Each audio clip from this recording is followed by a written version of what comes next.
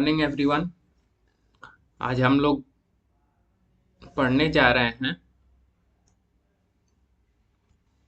Breathing and exchange of gases का next topic, जिसका नाम है exchange of gases, how it occurs in our body, how different mechanism and different enzyme different gases are involve in this process. तो इसको हम लोग देखते हैं कि कौन कौन सी साइट होती है। मेन मकसद इसका ये है एक्सचेंज ऑफ गैसेज का कि किस जगह पे एक्सचेंज होता है। जैसे मान लीजिए हम लोग किसी ट्रेन पे बैठ के जाते हैं, तो हमारा एक बोर्डिंग होता है जहाँ से, और एक डिपार्चर स्टेशन होता है। तो हम लोग अगर रास्ते में बदलते हैं या हम लोग अपने बोगी या सीट बदलते हैं, उसी तरह होता है ये कि ऑक्सीजन किस गाड़ी पे बैठेगा, कहाँ ले जाएगा, कहाँ अपने आप को बदलेगा, और फिर वहाँ कौन सा वहाँ से रिटर्न में CO2 किस गाड़ी पे बैठ के कहाँ पे आएगा। तो सेम वही जर्नी है कि बाहर से एयर से ऑक्सीजन कहाँ जाएगा, लंग्स में जाएगा कि हार्ट में जाएगा, किसके थ्रू जाएगा, कहाँ पे उसका डिफ्यूजन होगा, उसका प्रोसेस क्या है, वह क्यों जा रहा है, उसका काम क्या है, फिर वह कैसे कन्वर्ट हो जा रहा है CO2 में। ये सारी प्रोसेस इसमें हम लोग पढ़ेंगे। तो देख लेते हैं कि प्राइमरी साइट। तो प्राइमरी साइट इसकी क्या है। प्राइमरी साइट में जनरली हम एल्वियोलाई को देखते हैं कि alveoli are the main location for gas exchange. जैसा हम लोगों ने पढ़ा कि अगर हम नाक से और मुंह से सांस लेते हैं तो डिफरेंट पाथ होते हुए वो हमारे लंग्स में जाता है। लंग्स में हमारे छोटे फूले फूले बैग होते हैं जिसे एल्वियोलाई बोलते हैं। Alveolus singular and alveoli plural में कहते हैं। तो ये देखिए यहाँ पे एक बैग टाइप बैगनुमा है, यहाँ से हम लोग इंस्पायर्ड एयर लेके आ रहे हैं with additional exchange occurring between blood and tissue, जिसमें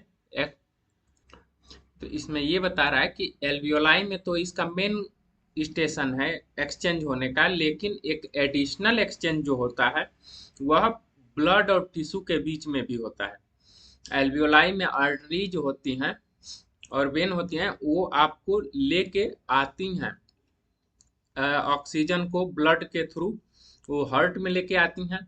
फिर हार्ट डिफरेंट डिफरेंट टिश्यू को पंप करता है वो ब्लड, और फिर वहां पे एक ऑक्सीजन का एक्सचेंज होता है टिश्यू से।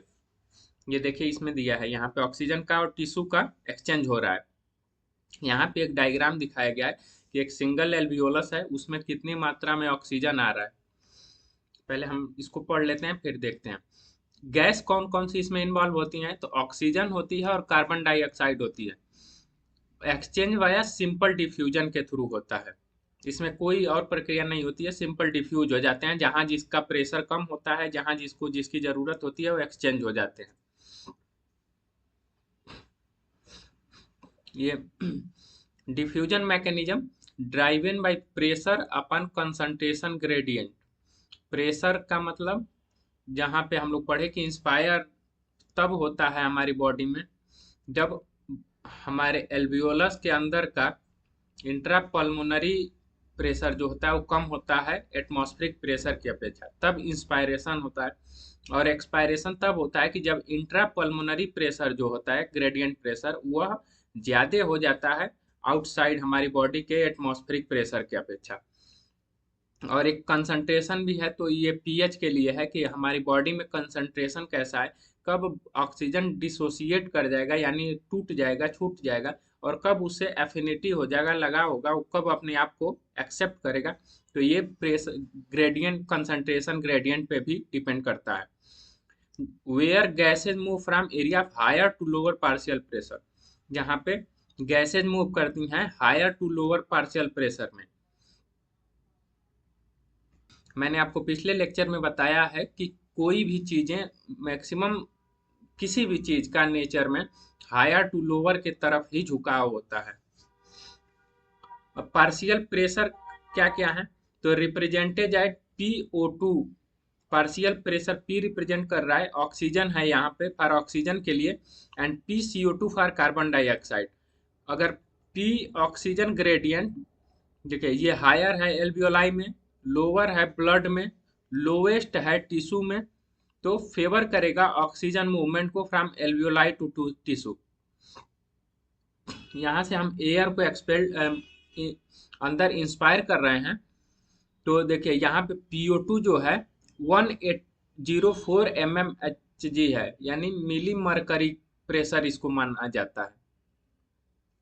फिर यहाँ पे PCO2 जो है वो 40 mmHg है, यानी जब हम इंस्पायर कर रहे हैं तो यहाँ पे ऑक्सीजन एल्वियोलस में सबसे ज्यादा है, CO2 कम है। फिर वो आपका पल्मोनरी आर्टरी के द्वारा या वेन के द्वारा ये आ रहा है हार्ट में, ऑक्सीजन वहां से ब्लड लेके चला ऑक्सीजन को कैरियर के रूप में, वो हार्ट में लाया।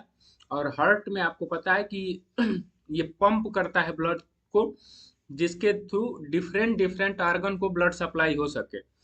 और ब्लड सप्लाई का मेन कारण होता है, वह ब्लड सप्लाई का मेन काम ही होता है ऑक्सीजन का ट्रांसपोर्ट करना, जो हमारी बॉडी को टिश्यू को ऑक्सीजन प्रोवाइड कराता है। और वो टिश्यू जहाँ पे माइटोकॉन्ड्रिया होती है वो तुरंत उसको कन्वर्ट करती है ATP में, जिससे एनर्जी प्रोड्यूस होती है और हमारी प्रक्रिया, हमारी बॉडी की प्रक्रिया फंक्शंस चलती रहती है। तो ये चीजें ऐसे आया पल्मोनरी वेन। फिर वहाँ पे सिस्टेमिक आर्टरी के थ्रू यहाँ पे देखिए PO2 95 mmHg है, यानी यहाँ इसकी मात्रा ज्यादा है। PCO2 40 mmHg है। फिर ऑक्सीजन आया लेके टिश्यू में सप्लाई किया, और वेन्स जो हैं वो टिश्यू में सप्लाई की। उसके बाद यहाँ पे क्या होगा कि ऑक्सीजन तो कंज्यूम हो गया, ऑक्सीजन की मात्रा कम हो गई, क्योंकि यहाँ से ATP तुरंत ये ग्लूकोज से जुड़ के ATP बनाएगा, H2O बनाएगा और CO2 बनाएगा। अब यहाँ पे CO2 की मात्रा बढ़ जाएगी, बहुत ज्यादा नहीं बढ़ेगी, लेकिन ऑक्सीजन की अपेक्षा टिश्यू से जैसे ही टिश्यू कंज्यूम कर लेगा ऑक्सीजन को और बाई प्रोडक्ट के रूप में CO2 को जब छोड़ेगा, तो CO2 की यहाँ पे अमाउंट या मात्रा बढ़ जाएगी।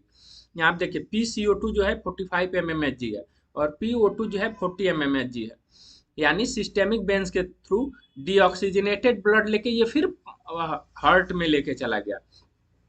अब हार्ट क्या करेगा, वहां से जो ब्लड पल्मोनरी आर्टरी के थ्रू ये चली जाएगी फिर एल्वियोलस में, लंग्स में, और फिर वहां से एल्वियोलाई जो होगा वो जो फ्लैटन था वो डीफ्लैट होगा, यानी वो पचक जाएगा और फिर वहां से वो एक्सपेल्ड हो जाएगा और CO2 हमारी बॉडी के बाहर निकल जाएगा। अब PCO2 ग्रेडियंट का कैसे होगा, तो यह हायर होगा टिश्यू में, क्योंकि टिश्यू में लगातार ATP प्रोड्यूस करने की प्रक्रिया चल रही है एक फैक्ट्री के रूप में, जहाँ पे बाई प्रोडक्ट सबसे ज्यादा ये CO2 ही निकल रहा है। तो वो तुरंत वहां से ये हायर टिश्यू होगा, फिर वहां पे ब्लड में कम होगा, फिर वहां से वो चलेगा, लोवेस्ट होगा एल्वियोलाई में, और जो फेवर करेगा CO2 मूवमेंट को फ्रॉम टिश्यू टू एल्वियोलाई। ये याद रखिएगा कि यहाँ से एल्वियोलाई टू टिश्यू जो है वो हो रहा है ऑक्सीजन में, लेकिन यहाँ पे टिश्यू टू एल्वियोलाई हो रहा है CO2 में, यानी हायर के बेसिस पे हो रहा है, अमाउंट के बेसिस पे, नंबर अमाउंट या how much amount. CO oxygen जो है सबसे ज्यादा आपका एल्वियोलाई में है, इसीलिए वह हायर टू लोअर, टिश्यू में लोअर है ऑक्सीजन, तो वहां से वो तुरंत आ रहा है टिश्यू की तरफ। अब टिश्यू में जो है CO2 ज्यादा हो गया, तो वहां से ये फिर मूव कर जा रहा है हमारे एल्वियोलस के तरफ। अब इन्फ्लुएंसिंग फैक्टर क्या है, क्या क्या इसको इन्फ्लुएंस करते हैं। जैसे हम लोगों में क्या होता है कि हम लोग कुछ भी अगर पढ़ते हैं तो हमें मोटिवेशन चाहिए, हमें इन्फ्लुएंस क्या कर रहा है, हमें ताकत कौन दे रहा है, हमें प्रलोभन कौन दे रहा है, हम किस चीज से हम लोग इन्फ्लुएंस हैं, मोटिवेशन कौन दे रहा है। उसी तरह इसका मोटिवेशन क्या है, इन्फ्लुएंसिंग फैक्टर क्या है, तो सॉल्युबिलिटी है इसका, कि कौन कितना सॉल्युबल है, ऑक्सीजन हीमोग्लोबिन से बाइंड करने के बाद कौन कितना सॉल्युबल है और टिश्यू से। तो CO2 जो है वो 20 to 25 times more soluble than oxygen. CO2 जो है वह 20 से 25 टाइम ज्यादा ऑक्सीजन से सॉल्युबल होता है, जो अलाउ करता है greater CO2 diffusion per unit pressure difference. जो अलाउ करता है और CO2 diffusion per unit pressure difference पे ज्यादा CO2 डिफ्यूज होते हैं। तो जो ज्यादा डिफ्यूज होता है उसका मात्रा ज्यादा होगा। अब मेम्ब्रेन थिकनेस, आपकी मेम्ब्रेन की थिकनेस क्या है वह भी डिपेंड करेगा, क्योंकि डिफ्यूजन जो होता है वह थिकनेस पे भी डिपेंड रहता है। जैसे हम लोग अगर कई तह अगर लगाते हैं किसी चीज में, मान लीजिए हम लोग कंटेनर है कोई भी चीज है, तो हम लोग उसमें अगर पानी डालते हैं तो जैसे आप देखे होंगे, आप वाटर बॉटल यूज करते हैं तो उसमें क्या होता है कि अगर मेटेलिक है उसमें एक लेयर है तो डिफ्यूजन ज्यादा होता है, क्योंकि गर्मी होती है या ठंडी होती है तो उसमें वाटर की बूंदें जो होती है वो बाहर तक आ जाती हैं। लेकिन वही अगर कई मेटल का लेयर है तो उसके थ्रू नहीं आती हैं। जैसे हम लोग थर्मल वाटर यूज करते हैं तो उसमें गर्म पानी गर्म रहता है और ठंडा पानी ठंडा रहता है, क्योंकि उसके बीच में एक दो बॉटल होते हैं और दो बॉटल के बीच में वैक्यूम होता है जिसमें एयर फील्ड होता है, जो कोई कैरियर नहीं होता। वैक्यूम का मतलब कुछ नहीं होता, उसमें एयर भी नहीं होता है। तो कैरियर जब ही नहीं रहेगा तो डिफ्यूजन होने का चांस कम हो जाता है। तो इसी तरह इसमें है कि मेम्ब्रेन की थिकनेस कितनी है वह डिपेंड करता है। जो लेस देन 1 mm है, एडिंग एफिशिएंट गैस एक्सचेंज, जिसमें एक जो थिन होती हैं वो ज्यादा डिफ्यूजन होता है गैसेस का, जहाँ थिक होती हैं वहाँ गैसेस का डिफ्यूजन कम हो जाता है। ये चार्ट है एनसीईआरटी का जो दिया है। जैसा कि हम लोगों ने पढ़ा कि एटमॉस्फेयर में कितना होता है, हम लोग जानते हैं कि ये चीजें हैं कि ऑक्सीजन जो है वहाँ ऑक्सीजन में हमारे एटमॉस्फेयर में ज़्यादा होता है, 159 होता है। CO2 जो है 0.3 होता है, जबकि एल्वियोलाई में यही ऑक्सीजन ज़्यादा होता है और CO2 कम होता है। ब्लड में 40 हो जाता है और डीऑक्सीजनेटेड ब्लड में 40 होता है, जहाँ CO2 ज़्यादा होता है। जो डी ये लौटते वक्त होता है, टिश्यू के बाद जो ब्लड लेके आता है हमारा वेन्स और आर्टरी, उसमें जो है, यहाँ पे कंफ्यूज मत होइएगा। देखिए, पल्मोनरी वेन जो होती है वो ऑक्सीजनेटेड लेके आती है। कहीं कहीं ये मिथ चलता है, कुछ टीचर्स ये पढ़ाते हैं कि वेन्स जो हैं वो डीऑक्सीजनेटेड ब्लड लेके आती हैं, लेकिन यहाँ पे हार्ट में आने से पहले जो पल्मोनरी वेन है वो ऑक्सीजनेटेड ब्लड लेके आती है। वहीं सिस्टेमिक आर्टरी जो है ऑक्सीजनेटेड ब्लड लेके आती है, लेकिन यहाँ पे सिस्टेमिक वेन्स जो है डीऑक्सीजनेटेड ब्लड लेके जाती है और पल्मोनरी आर्टरी यहाँ पे अल्टर हो जा रहा है दोनों का काम। लंग्स टू हार्ट लाने में दोनों आर्टरी और वेन्स का काम जस्ट अपोजिट हो जा रहा है, अपेक्षा कि जो हार्ट के थ्रू हमारी बॉडी में रन कर रही हैं डिफरेंट टिश्यू के थ्रू। तो यहाँ पे वही बताया गया। तो यहाँ पे सिस्टेमिक वेन्स जो है वो डीऑक्सीजनेटेड ब्लड लेके जा रही है हमारे हार्ट में, और हमारा हार्ट ऑक्सीजनेटेड करता है और यहाँ से बाकी सब चीजें एल्व्यूलस में भेज देता है जो गैस का एक्सचेंज होता है। तो वही यहाँ बोल रहा है कि डीऑक्सीजनेटेड ब्लड जो होगा वो हमारे पल्मोनरी वेन्स में होगा, सिस्टेमिक वेन्स में होगा और पल्मोनरी आर्टरी में होगा।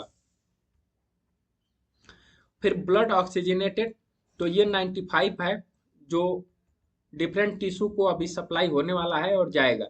फिर टिश्यू में ये 40 हो जाता है, क्योंकि वहाँ डिफ्यूजन होता है और ये टूट के ATP में कन्वर्ट हो जाता है ग्लूकोज से रिएक्ट करके, जबकि वहाँ CO2 बाई प्रोडक्ट होता है, CO2 वहाँ बन रहा है तो उसका प्रोडक्शन बढ़ जाता है और ये यहाँ ज़्यादा हो जाता है। ऑक्सीजन की प्रक्रिया ऐसे जाती है और CO2 की प्रक्रिया ऐसे आती है, तो ये ध्यान रखिएगा। अब हम देखते हैं कि डिफ्यूजन मेम्ब्रेन कौन कौन से होते हैं। हम लोगों ने पढ़ा कि जो मेम्ब्रेन होती हैं कि अगर वो थिक होती हैं तो डिफ्यूजन कम होता है, और अगर थिन होती हैं तो डिफ्यूजन तेज होता है, फास्ट होता है। अब उसमें यह है कि मेम्ब्रेन कौन कौन सी प्रेजेंट होती हैं, किसका किसका रोल होता है, मेन रोल होता है डिफ्यूजन में। तो यह 3 लेयर की बनी होती हैं। पहला होता है thin squamous epithelium of alveoli. Alveoli का पहला होता है कि थिन स्क्वामास, जो थिन होती हैं, पतली होती हैं। दूसरा है endothelium of alveolar capillaries, endothelium जो होता है एल्वियोलर कैपिलरीज का, ये एक एल्वियोलस है, ये लंग्स का पार्ट है, न कि हमारी बॉडी के हार्ट का। ये जो जहाँ पे हमारा डिफ्यूजन होता है मेन, यही डिफ्यूजन के थ्रू यहाँ पे इस ब्लड में आके रेड ब्लड सेल्स में ऑक्सीजन बाइंड होता है और यहाँ से सप्लाई होता है हार्ट में। हार्ट हमारे पूरे बॉडी में सप्लाई करता है। मेम्ब्रेन सब्सटेंस जो होता है, बेसमेंट सब्सटेंस, थिन बेसमेंट, ये रहा जो बेसमेंट है, ये देखिए, ये नीचे जो है ना, ये बेसमेंट है।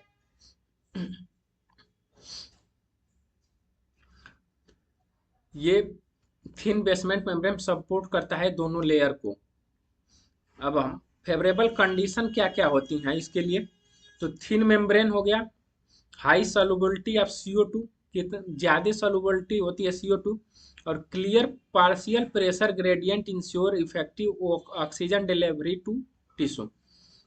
एक क्लियर पार्शियल प्रेशर मतलब कि लोअर पार्शियल प्रेशर और हायर पार्शियल प्रेशर जब भी कहीं भी अगर इक्वल पार्शियल प्रेशर रहेगा तो गैसेज का मूवमेंट रुक जाएगा, नहीं होगा।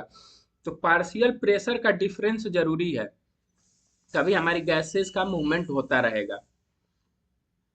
तो वही कह रहा है कि इंश्योर करना पड़ेगा कि इफेक्टिव ऑक्सीजन डिलीवरी है वो टिश्यू को हो रहा है और CO2 रिमूव हो रहा है टिश्यू से एल्वियोलाई के तरफ।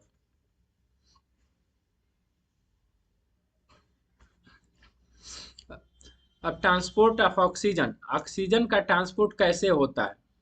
अभी तक हम लोग दोनों का मेल जोल पढ़ रहे थे कि कैसे कैसे होता है। अब हम आ रहे हैं कि ट्रांसपोर्ट का, ऑक्सीजन का ट्रांसपोर्ट क्या होता है, उसके फैक्टर क्या क्या हैं, उसके कैरियर कौन कौन से हैं, वह किस पाथ से होते हुए जाता है, उसमें इंजाइम कौन कौन से इन्वॉल्व है जो उसको फेवर करते हैं कि तुम एल्वियोलस से ब्लड के थ्रू हार्ट में, हार्ट से टिश्यू के थ्रू जाओ।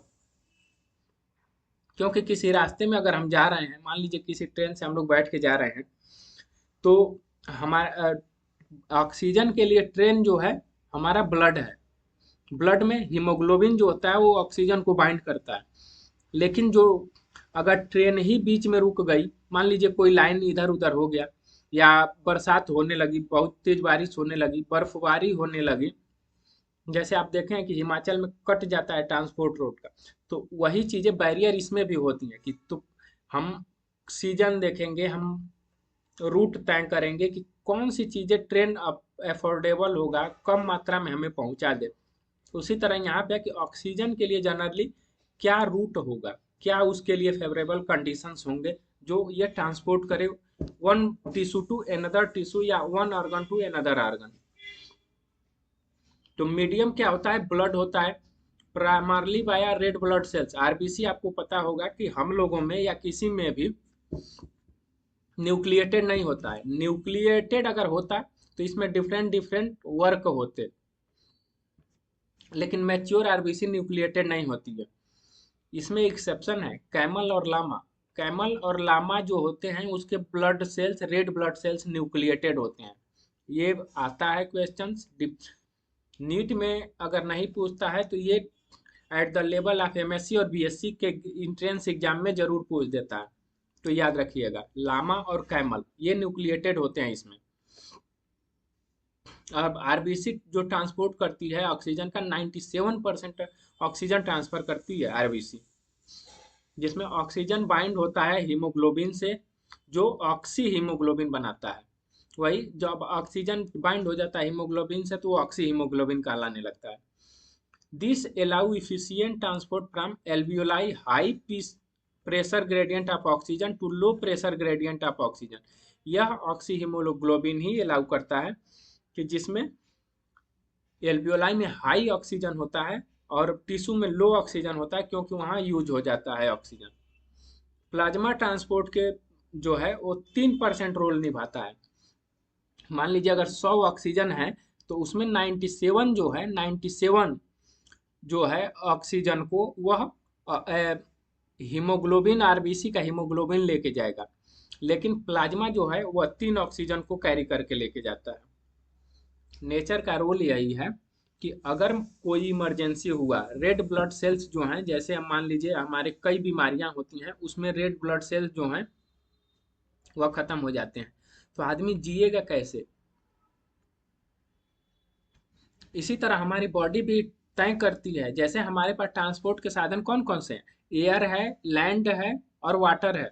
तो इसके थ्रू जैसे हम अगर अगर बाधित हो गया कहीं, पहाड़ है कहीं, वहाँ ट्रांसपोर्ट अगर टेरेस्ट्रियल ट्रांसपोर्ट नहीं है, जैसे ट्रेन नहीं जा पा रही है, बस नहीं जा पा रहा है, तो हम लोग क्या करते हैं, हम लोग एयर के थ्रू चले जाते हैं, एरोप्लेन के थ्रू चले जाते हैं, हमारे पास ऑप्शंस होते हैं। या अगर समुद्र है तो हम जहाज के थ्रू, पानी वाली जहाज के थ्रू चले जाते हैं। समुद्र में तो ट्रेन हम चला नहीं सकते पूरा, तो हमारे पास भी एक विकल्प होता है कि मान लीजिए अगर कोई खराब मौसम हो गया और हमें जम्मू कश्मीर पहुंचना है, हिमाचल प्रदेश पहुंचना है, तो हम एयर के थ्रू चले जाते हैं, हेलीकॉप्टर के थ्रू चले जाएंगे, या जो भी अधिकारी होते हैं, जो भी चीजें होती हैं।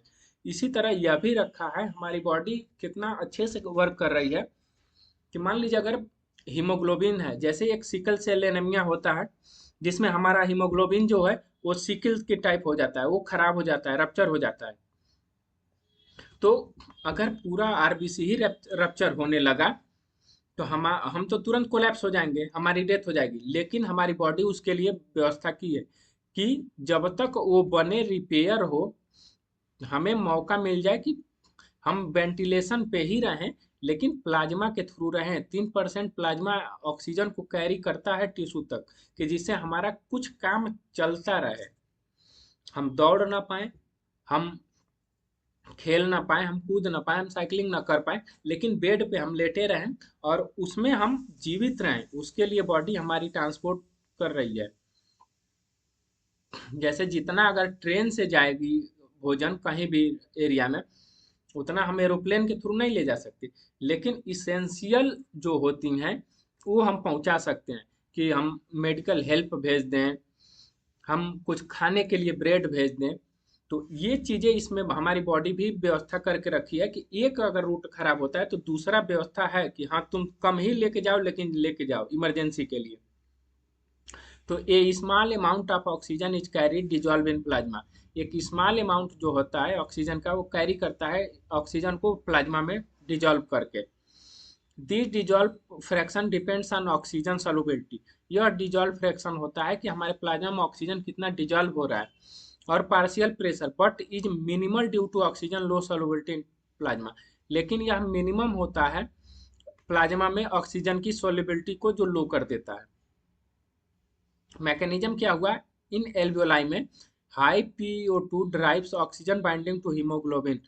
हमारा एल्वियोलाई में high pressure gradient of oxygen जो है वह हीमोग्लोबिन से ज़्यादा बाइंड करता है, जबकि टिश्यू में है यह लो होता है और रिलीज कर देता है सेलुलर यूज के लिए। ऑक्सीजन में एल्वियोलाई में ब्लड में कम होता है, तो वहाँ पे प्रेशर ग्रेडियंट हायर होता है, तो तुरंत लोअर की साइड शिफ्ट हो जाता है। अब टिश्यू में जो है हाई लोअर होता है, तो यहाँ तुरंत वहाँ हायर होता है तो इधर आ जाता है, और यहाँ पे लो ऑक्सीजन होता है टिश्यू में, तो यह तुरंत रिलीज कर देता है हीमोग्लोबिन सेलुलर यूज के लिए। अब ट्रांसपोर्ट करते हैं, और कार्बन डाइऑक्साइड का ट्रांसपोर्ट कैसे होता है, तो यह भी मीडियम ब्लड ही है थ्रू मल्टीपल फॉर्म। लेकिन इसका काम क्या होता है कि जो यूज हो गया है वह ब्लड के थ्रू डीऑक्सीजनेटेड होके और फिर एल्ब्यूलाई में और बाहर फेंका जाए, इसको निकाल के, जो हमारे जो यूज का नहीं है, वह नेचर के यूज का है। कोई भी चीज यूजेबल तब है, कोई भी चीजें इस दुनिया में खराब नहीं होती हैं। इवन हम पॉइजन भी, स्नेक पॉइजन जो होता है, जो मनुष्य के किसी भी चीज का अमाउंट, टाइम, उसकी वैलिडिटी, तीन चीजें डिपेंड करती हैं कि वह आपके लाइफ में इम्पोर्टेंस है उसका कि नहीं है। कोई भी चीजें बेकार नहीं होती हैं, समय के अनुसार, मात्रा के अनुसार और परिस्थिति के अनुसार कोई भी चीजें खराब होती हैं और अच्छी हो जाती हैं। जैसे कैंसर में यूज होता है डेथ करने, सेल्स को किल करने के लिए कोबरा का वेनम यूज होता है, या डिफरेंट स्नेक्स, या हमारा क्या है कि स्कॉर्पियन, बिच्छू के जो जहर होते हैं यूज होते हैं। आप किस समय क्या यूज कर रहे हैं ये इम्पोर्टेंस है। कोई भी चीजें, नेचर ने कोई भी ऐसा चीज बनाया ही नहीं है कि जो यूजेबल ना हो। वो आपकी बुद्धिमत्ता क्षमता पे डिपेंड करता है कि आप कैसे चीजों को यूज कर सकते हैं। इसी तरह आरबीसी ट्रांसपोर्ट जो है इसका 20 से 25% करता है CO2 का, जो जबकि यह तेज बाइंड करता है हीमो ऑक्सीजन से ज्यादा।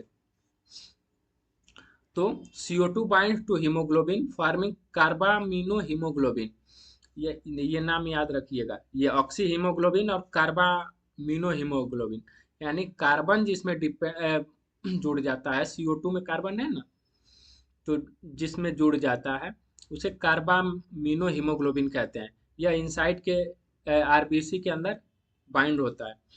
This occur more readily in tissue where CO2 is produce, यह ज्यादा बाइंड होता है टिश्यू में जहाँ पे यह प्रोड्यूस होता है। अब बाइकार्बोनेट ट्रांसपोर्ट 70% होता है। अब ये टिश्यू से जर्नी शुरू हो रही है CO2 की, उसके पहले CO2 था लेकिन कम था, यहाँ पे ज्यादा 70% जो है। The majority of CO2 react with water in RBC, majority of CO2 जो है वो रिएक्ट होता है वाटर से आरबीसी में। कैटेलाइज्ड करता है बाई कार्बोनिक एनहाइड्रेज, कैटेलाइज टूट जाता है कार्बोनिक एनहाइड्रेज में, बनाता है फॉर्म कार्बोनिक एसिड बनाता है। एक रिएक्शन है, आपको बता रहा हूँ।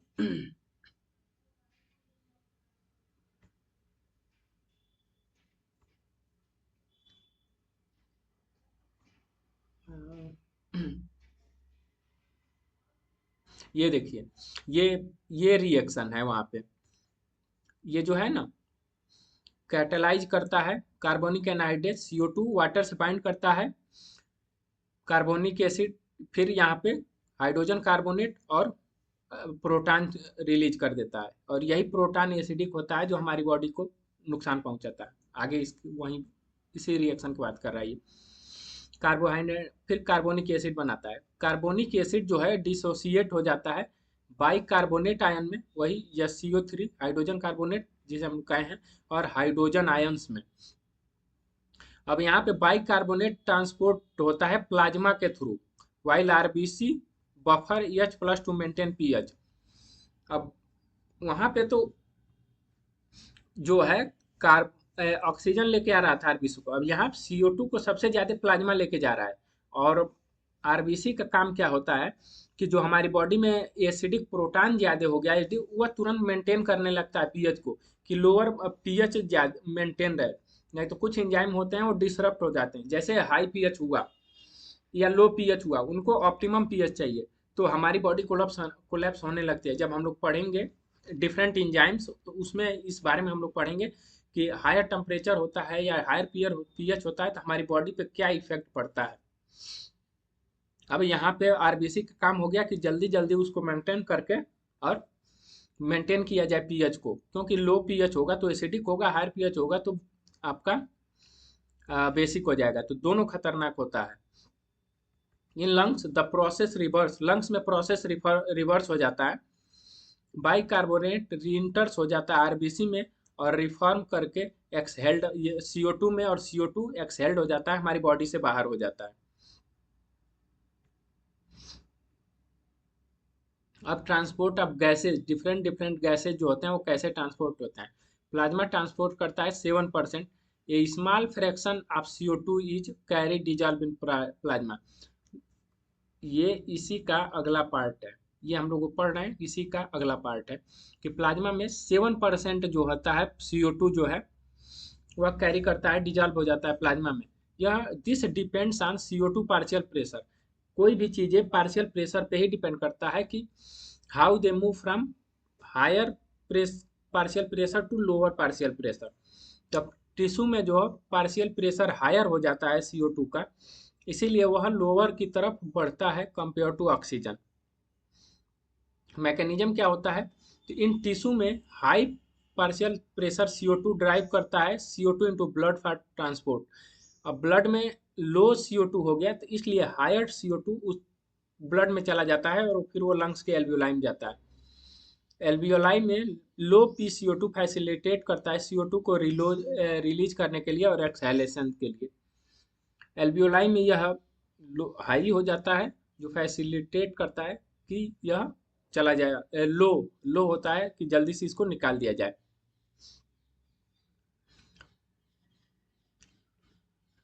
CO2 0.3 होता है परसेंट हमारे एटमॉस्फेयर में, जबकि हमारे लंग्स में जब जाता है तो ये उससे ज़्यादा होता है, तो ये तुरंत निकल जाता है।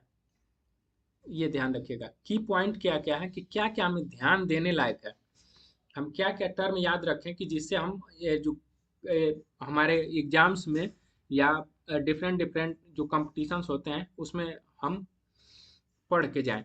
तो ऑक्सीजन ट्रांसपोर्ट कब होगा? High efficient due to haemoglobin binding capacity. ये हाई इफिशिएंट होता है क्योंकि ड्यू टू हीमोग्लोबिन बाइंडिंग जब होता है उस समय ऑक्सीजन ज़्यादा मात्रा में होता है, with minimum reliance on dissolve oxygen. जो मिनिमम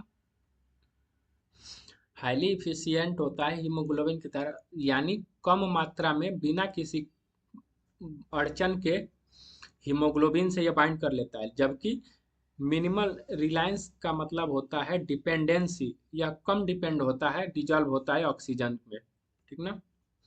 CO2 ट्रांसपोर्ट मोर वर्साटाइल होता है, ये बाइकार्बोनेट आयन के थ्रू और डोमिनेंट फॉर्म होता है। लेवरेजिंग CO2 हाई होता है सॉल्युबिलिटी एंड केमिकल रिएक्टिविटी। ये सारी चीज़ें हमें पढ़नी है। RBC का रोल क्या होता है? सेंटर फॉर बोथ गैसेस, यह सेंट्रल होता है दोनों गैसेस के लिए, यानी CO2 और ऑक्सीजन के लिए। इनेबल करता है binding oxygen CO2, chemical conversion होता है CO2 to bicarbonate ion. Enable करता है मतलब बाइंड करने के लिए बाध्य करता है, प्रोत्साहित करता है कि दोनों को अपने अंदर ये बांध लेके कैरियर का काम करता है। और केमिकल कन्वर्जन करता है CO2 को बाइकार्बोनेट आयन में। प्लाज्मा जो वो है माइनर रोल होता है दोनों गैसेस के लिए, लेकिन लिमिटेड होता है सॉल्युबिलिटी कांस्टेंट ऑक्सीजन के लिए और डोमिनेंस होता है बाइकार्बोनेट आयन के लिए, CO2 के लिए। मैंने सारा पिछली स्लाइड में पढ़ा दिया। This system ensure oxygen delivery to tissue. यही सिस्टम इंश्योर करता है कि ऑक्सीजन प्रॉपर डिलीवर हो सके टिश्यू को, और CO2 वहां से निकाल के टिश्यू से लंग्स में लाया जाए। और पार्शियल प्रेशर ग्रेडियंट जो होता है हीमोग्लोबिन प्रॉपर्टीज का, यही इन सबको चलाता है। ये ध्यान रखिए। तो यह लेक्चर आज यहीं रहने देते हैं। कल हम लोग पढ़ेंगे डिफरेंट कर्व जो होता है, अब रोल ऑफ हीमोग्लोबिन क्या है हमारी बॉडी में। अभी तक हमने RBC का रोल पढ़ा है। RBC के अंदर हीमोग्लोबिन, मिलियंस ऑफ हीमोग्लोबिन पाए जाते हैं 1 RBC के अंदर। अब हम उस हीमोग्लोबिन का रोल पढ़ेंगे कि वह हीमोग्लोबिन कैसे इफेक्ट होता है। pH से होता है तो उसे बोर इफेक्ट बोलते हैं। कई कई टर्म आएंगे, कई कई ग्राफ आएंगे, उसको हम लोग अब नेक्स्ट लेक्चर में पढ़ेंगे। तो इसको अगर आपको अच्छा लगा हो तो आप प्लीज़ शेयर करिए, सब्सक्राइब करिए और इंश्योर करिए अपने एजुकेशन को बढ़ाने की, पढ़ने की, क्योंकि यही आपके पास एक ऐसा संसाधन है जो आपको आगे बढ़ा सकता है, आपके मैनेजमेंट को इंश्योर कर सकता है, आपकी लाइफ को आसान बना सकता है, साथ ही यह एक सर्विस प्रोवाइड करा सकता है आपका सोशल रिफॉर्म में। तो इसको ध्यान में रखते हुए आप मैक्सिमम पढ़िए, किसी भी तरह पढ़िए।